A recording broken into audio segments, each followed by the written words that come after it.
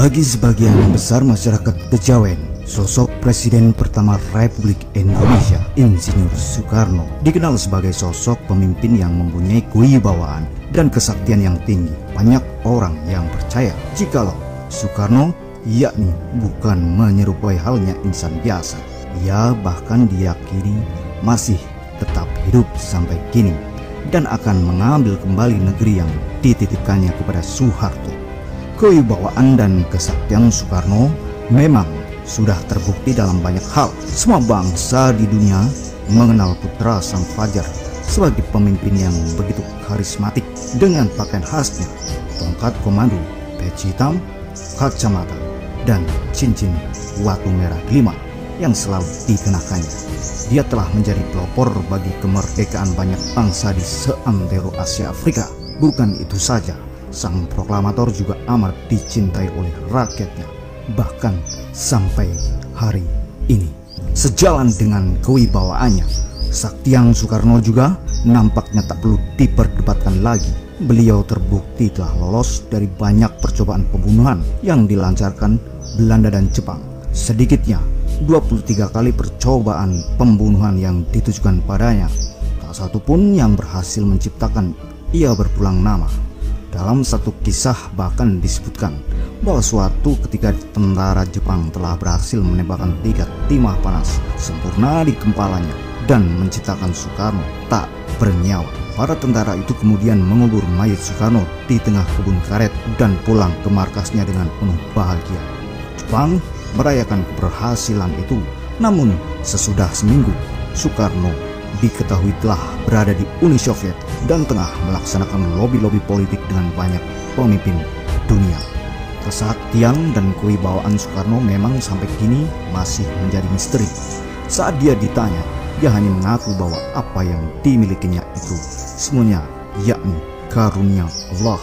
Tak pernah dia menyebutkan sesuatu yang berkaitan dengan adanya jimat dan sebangsanya. Pengakuan sang putra fajar ini tentu tak serta-merta dipercaya oleh semua orang.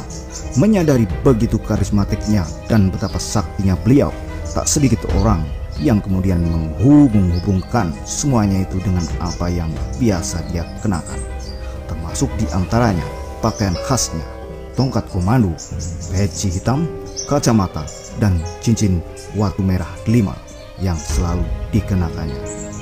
Mereka percaya jikalau kesaktian dan kewibawaan Soekarno yakni bersumber dari benda-benda bertuah yang dikenakannya itu. Saat ini banyak orang berusaha dan berlomba-lomba untuk mempunyai benda-benda yang dikenakan Soekarno pada masa kemudian untuk dijadikan ajimat atau untuk hanya sekedar dijadikan koleksi. Namun benda-benda tersebut oleh keluarga Soekarno tidak pernah akan dijual. Semuanya tersimpan rapi di kediaman putri sulung Soekarno, Megawati. Semuanya ada terkecuali cincin mustika merah delima. Misteri hilangnya mustika merah delima Soekarno memang bukan lagi dongeng Gres yang harus dihebohkan. Cincin merah delima Soekarno diketahui memang telah hilang sejak tahun 1963. Sempurna ketika lawatan dia ke Yogyakarta. Peristiwa hilangnya cincin merah delima Soekarno ketika itu diyakini terjadi alasannya yakni pemiliknya sang gotong royong yakni Kanjeng Ratu Nyi Roro Kidul mengambilnya secara gaib.